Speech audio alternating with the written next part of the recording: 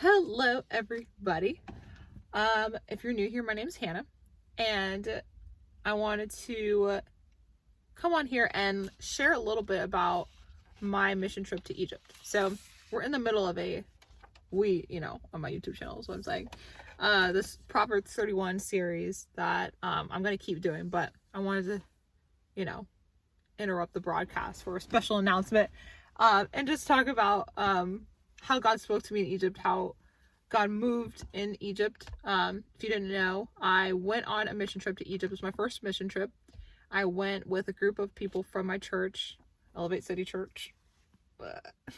Weird shirt. And it was amazing. It was incredible. I went into it expectant and also like not expectant. I didn't have specific expectations. I was just excited to see what God did. And I wanted to share one part of it. There's so many things. And as I'm talking, more stuff might just come out of my mouth because I didn't really like make an outline for this like I did for my other videos. But one thing that was really incredible that I would say is the highlight of the trip for me was we were in Cairo for a couple of days, and then we flew south to like close to like the border of Sudan, and we're still in Egypt, but we're close to the border of Sudan. And what we got to do was our group split up into smaller groups, and we got to basically go to a church. We were each assigned a church, and we basically had to preach a sermon. Our group did, which we didn't know until like a couple days before. But before going on the trip, they kept telling us as we were preparing for it, be ready for anything. So like it was unexpected, but by that point I was just like, okay, sure.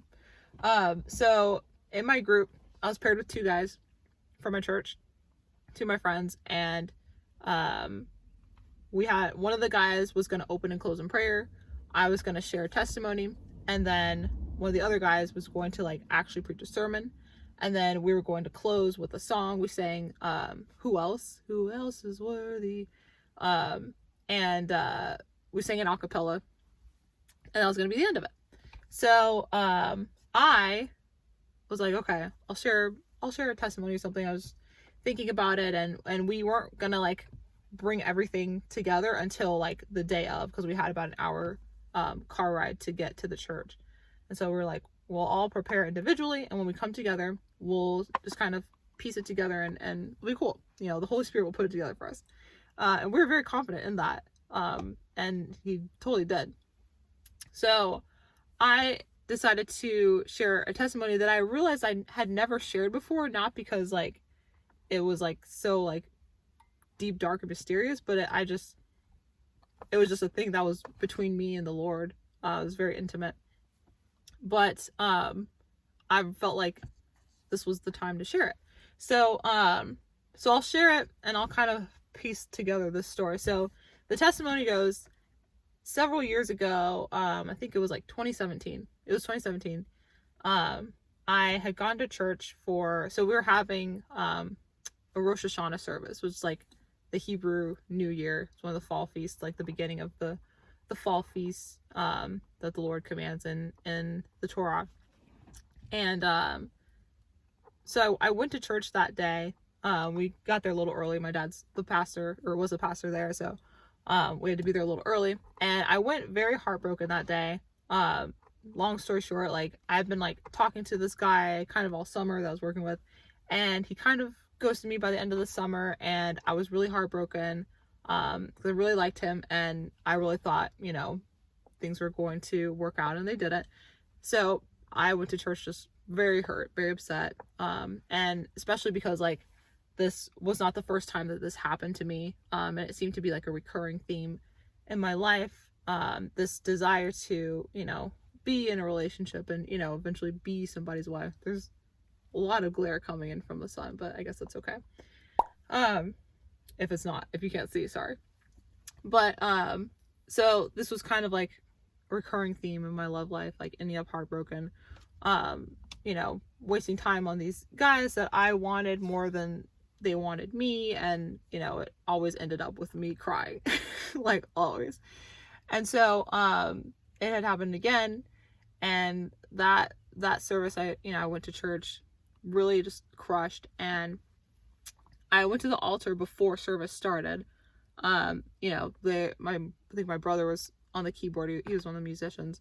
And so they just had kind of background music going. People were getting situated, and no one was at the altar. Hardly anybody was in the sanctuary at the time. So I went to the altar, and I was just bawling. Now, it's not unusual for me to cry. Like, it isn't unusual for me to cry in public. Like, I am an emotional person, but, I very much am a fan of crying in my room, putting my face in my pillow, or, crying in the bathroom is my favorite. It's just, you're in this enclosed space, you have the privacy, if you're in there for a long time, people don't really question it, especially like if you're in the shower. Anyway, but I'm at the altar, no one's praying with me, like I'm the only one there, but I'm crying, I'm sobbing my eyes out, and I'm just like, God, why does this keep happening to me?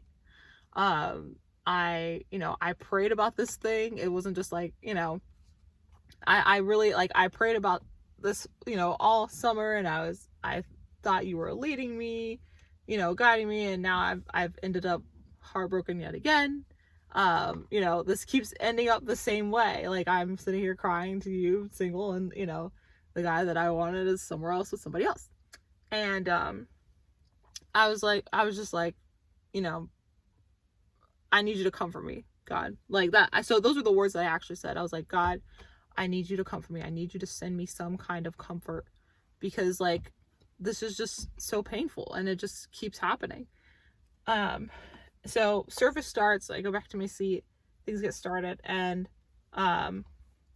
in like synagogues or like Messianic congregations, like the one that I grew up in, they do what's called like the Torah portion. And so like each week, or if it's like a specific, Hebrew like feast, a holiday, there's like specific sections of the Torah, of the prophets, and then of the New Testament that's read on stage. So the Torah portion, or the prophets portion for Rosh Hashanah, that I didn't realize this in past years, this was the first year I realized it, the prophets portion was 1 Samuel. And it's chapter 1 through chapter 2 up to verse 11. Well, I think it was for that day. It might have gone a little bit more, but that was the portion for that day. So that story is the story of Samuel's mother, Hannah, right? My name is Hannah, as you might know. So a woman in the church gets up, reads that passage of 1 Samuel, and that was so trippy for me, because she was saying Hannah so much, and literally that exact position that Hannah's in. So Hannah, if you don't know the story, I'll recap it real quick. Hannah, she's a woman, she's married to this man named Elkanah. This man has 2 wives, right? Because that was the time, right? So Elkanah has 2 wives, Peninnah and Hannah. Peninnah has children. Hannah's not able to have children. She's barren. And Peninnah is like super mean to her about it. It's constantly teasing her, and just Hannah is depressed and fed up, and just this goes on for years, right? You can imagine how many years it's gone on if Peninnah has multiple children and Hannah still doesn't. Despite the fact, Elkanah loves her more than he loves his other wife, but she's depressed. She wants a baby. She wants her child. And so one year, they go up to Jerusalem, as they do every year, for the feast days, to make sacrifices and all that. So while they're there, Hannah has finally had enough, right? She goes to the temple. No one's there. It's just her. And she's on the ground. She's crying to the Lord, like, by herself in the temple, bawling her eyes out, just embarrassed, distressed, like bringing all her brokenness to him, and is like, God, please give me a son. If you give me a son, I'll dedicate him to you, right? And the priest Eli is there. She doesn't see him, but she's praying. He sees her. He thinks she's drunk. She's like, no, I'm not drunk, because she's praying like silently. And so he thinks she's drunk, and she's like, no, I'm not drunk. I'm very depressed. I'm very distressed. I'm going through a lot. I'm paraphrasing, obviously. And she doesn't tell him specifically what she's asking for, but, he's like, well, go in peace, and, may God give you what you asked of him. Later on in the story, she gets pregnant. with Samuel, has the baby, fulfills the vow, right? She says, Lord, you give me a child, I'm going to dedicate him to you. And that's what she did. So she stayed true to it. She takes him back to the temple when he's a couple years old and leaves him there so that he can be trained by the priests. And so when she brings him, she sees Eli again. I don't know if like she hadn't seen him since she had the baby, you know. But anyway, she brings him and says, this is what I was praying for, basically. Like, this is the child. When I was here and I was crying and you saw me, you thought I was drunk, this is what I was praying for, and God blessed me with what I asked for. And then there's like a beautiful psalm. I like encourage you to read it. Actually, I'll just read it now because it's so it's a beautiful testament of like going back to thanking God after he blesses you with the thing that you wanted, you know, because it's human nature to like be like, oh, thanks, and then just kind of, you know, you stop talking to him as much because you got what you wanted. But in chapter 2 of 1 Samuel, it says, and Hannah prayed and said, my heart exults in the Lord, my horn is exalted in the Lord. My mouth derides my enemies because I rejoice in your salvation. There is none holy like the Lord, for there is no one besides you. There is no rock like our God. Talk no more so very proudly. Let not arrogance come from your mouth. For the Lord is a God of knowledge, and by him actions are weighed. The bows of the mighty are broken, but the feeble bind on strength. Those who are full have hired themselves out for bread, but those who are hungry have ceased to hunger. The barren has borne 7, but she who has many children is forlorn. The Lord kills and brings to life. He brings down to Sheol and he raises up. The Lord makes poor and he makes rich. He brings low and he exalts. He raises up the poor from the dust. He lifts the needy from the ash heap, to make them sit with princes and inherit a seat of honor. For the pillars of the earth are the Lord's, and on them he has set the world. He will guard the feet of his faithful ones, but the wicked shall be cut off in darkness. For not by might shall a man prevail. The adversaries of the Lord shall be broken to pieces. Against them he will thunder in heaven. The Lord will judge the ends of the earth. He will give strength to his king and exalt the horn of his anointed. It's so beautiful, you know, beautiful, beautiful song of praise that she presents to the Lord. And then anyway, so that was the first time I'm sitting there, like, hearing the story of Hannah, this biblical Hannah, after I was just crying at the altar in a very similar way. And that was the first time that I felt God, like, respond to me in real time. Like, I was like, God, please come for me. And like, just a few minutes later, he was like, okay, here you go. And like, it was like, by name, this story is for you to hold on to you. And just like I heard this Hannah and walked her through this thing and eventually gave her what she needed, I hear you, and like, I've not forgotten you. Like, just hold on, basically. Keep praying, keep asking me for the thing that you're asking me for. I'm faithful no matter what. So, I wrote that down in my journal. It was September of 2017. I don't remember the exact day, but I was like, this is wild. And so, and I never told anybody that. I wrote it, and that story was just my reminder that God sees me so individually and specifically and in so much detail. And, you know, every time I hear that story come up, which ironically isn't super often, like the last 8 years, almost 8 years now, I don't hear it, like, you know, it didn't, like, the Lord didn't allow it to like come into my path very often, but it's something that I would just go back to and read for myself, you know, often. But at the prayer conference that we were at in Egypt, one of the pastors gets up and leads this session on prayer, how to pray properly, how to petition the Lord properly. And he spent a great deal of time reading Hannah's story in 1 Samuel. And so, you know, it was just a moment in my life where I really needed to hear it and be reminded of it. And it's one thing to go back and read it for yourself, like that's important, but to hear it come out of someone else's mouth just really reminds you that the Lord will work all these external circumstances to speak to you specifically. And so I just, once again, felt very seen when I needed to feel very seen. And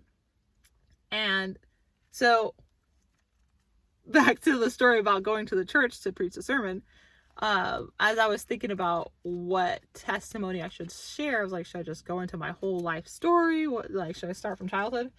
And very quickly I realized, I was like, I have to share this part of my testimony for First Samuel. Like, you know, and I was a little bit like embarrassed about sharing it at first. I was like, I don't know, because like, you know, I was like, I don't want to sound desperate, that, you know, like the situation that led me to the altar. I was like, you know, I hate being that girl. It's like crying over a guy over and over.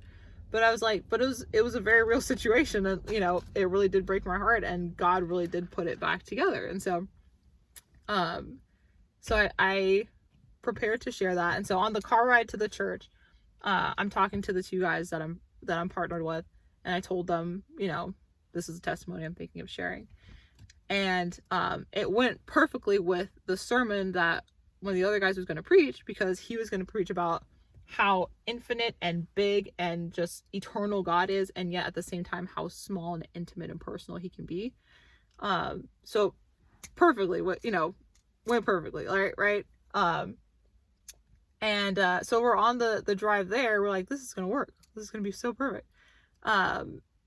And we're in the back of the van, because we're all getting dropped off different places, and we're like praying together, worshiping together, reading scripture together. Like, we're getting pumped. We're like, we're about to go preach to a church that we've never been to before, where most of the people don't speak English, or not like full English. You know, we're gonna need a translator. I was like, it was so like outside of anything we had ever done, but we were like so ready. Like the Lord was with us in that van ride, like the whole time. But like we were getting so pumped and in the spirit. It was amazing.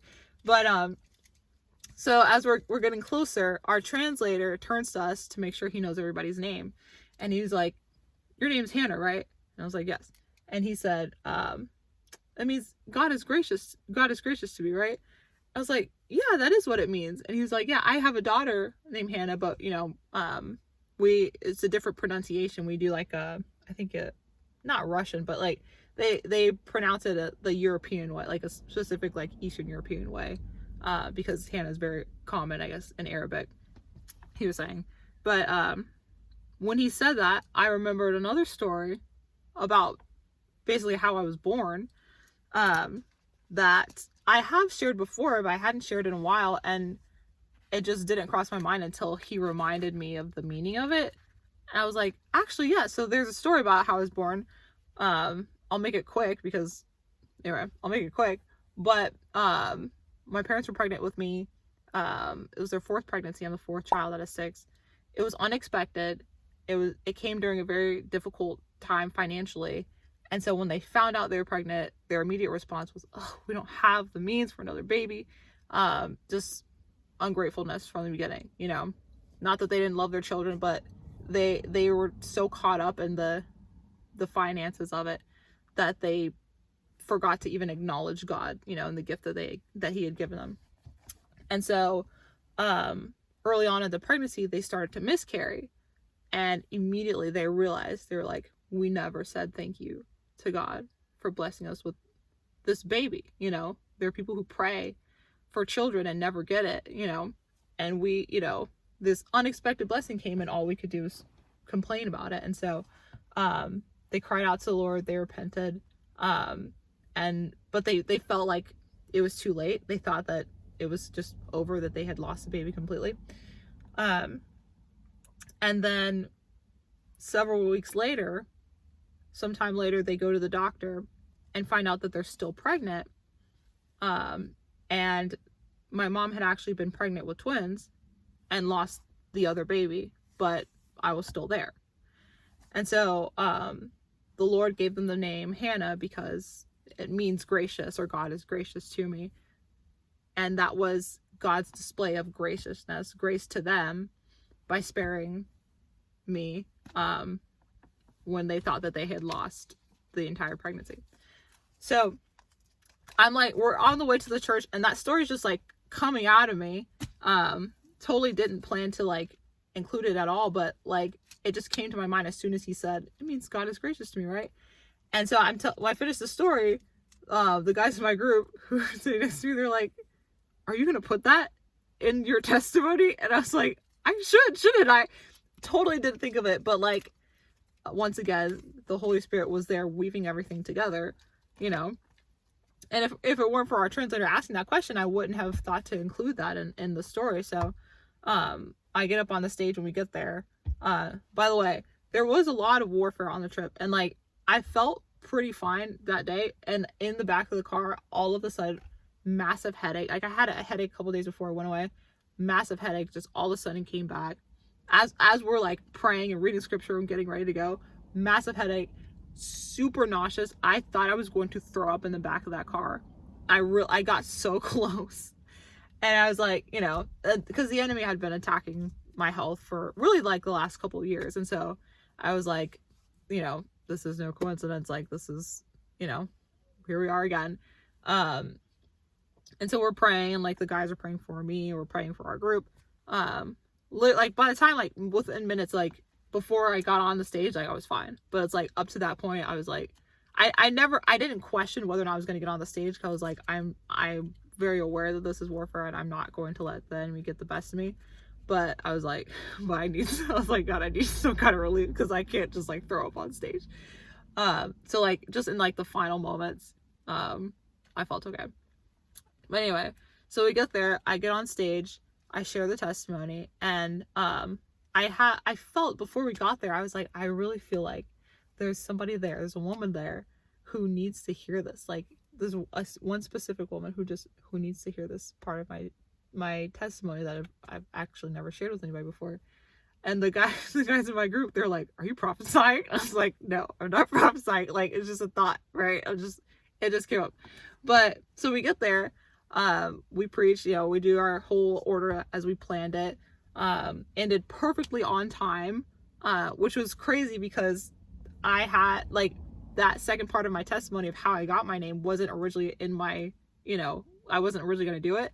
And so because I added it on and did both parts of the story, I was like, are we going to be over on time? Because they're very like, we need to have a hard stop. I think it was 8:45. But we literally ended right at 8:45. Again, Holy Spirit just rerouting. But afterwards, people from the church are coming up to us and talking to us. And a woman comes up. So most of the people, they're coming up, they shake our hands, you know, thank you for coming, nice to meet you, quick exchange, and then they go, you know, most of them like had young kids, so they went to go get their kids to go home. But this woman who comes up, she shakes my hand, we talk a little bit, and she just kind of lingers, you know, she's kind of asking small talk questions. And so, you know, I keep talking to her and asking her questions about her life, you know, she takes care of her mom and what she does for work and all that stuff. And after a few minutes, I was like, what's your name, by the way? And she said, well, my name's Hannah. But, you know, she's, you know, it's pronounced, you know, I think Anna, or, you know, however the Arabic pronunciation is. But she said that, I was like, oh my gosh. Because she's like, your story is beautiful, you know, really touched me. I was like, oh, thank you. And I, you know, didn't realize how much she meant that until she told me that her name is also Hannah. And so I got to pray with her, and she was just the sweetest woman. She was a little bit older than me, and she just seemed very, like, she was very sweet, very kind, but like, she seemed like just kind of tired when it comes just in life in general. And from what she shared with me, like, she takes care of her mom alone, and she didn't like come like begging for prayer, asking for prayer, but like, it was very clear to me that she needed to hear that her place in the world, her life, is not as small and insignificant as she might think it is. It's not that way in God's eyes. Which is what God showed me through, you know, that story, through 1 Samuel, and just the timing of it and how he responded to me in real time that day way back in 2017. So anyway, that was the biggest highlight from Egypt. I could go on, there were lots of other stories, but I wanted to kind of impromptu share that, because a lot of people are asking me how Egypt went. But yeah, God was very present in such a beautiful way. Go on a mission trip if you've never been. I would definitely want to go back. But yeah, I hope you got something out of that story. And I'll share more. I'll be posting on my personal social media, and maybe make another video about some of the other cool things that happened in Egypt. But that was just my personal highlight, and that, you know, when people ask me, you know, what was your favorite part of Egypt, that story always comes out of me, that usually. But I'm still processing, because it was just last week, so I'm still like, you know, taking everything in and seeing the world around me in Atlanta a little bit differently. But yeah, I hope that blessed you. I hope you got something out of it, and I'll see you guys in the next video.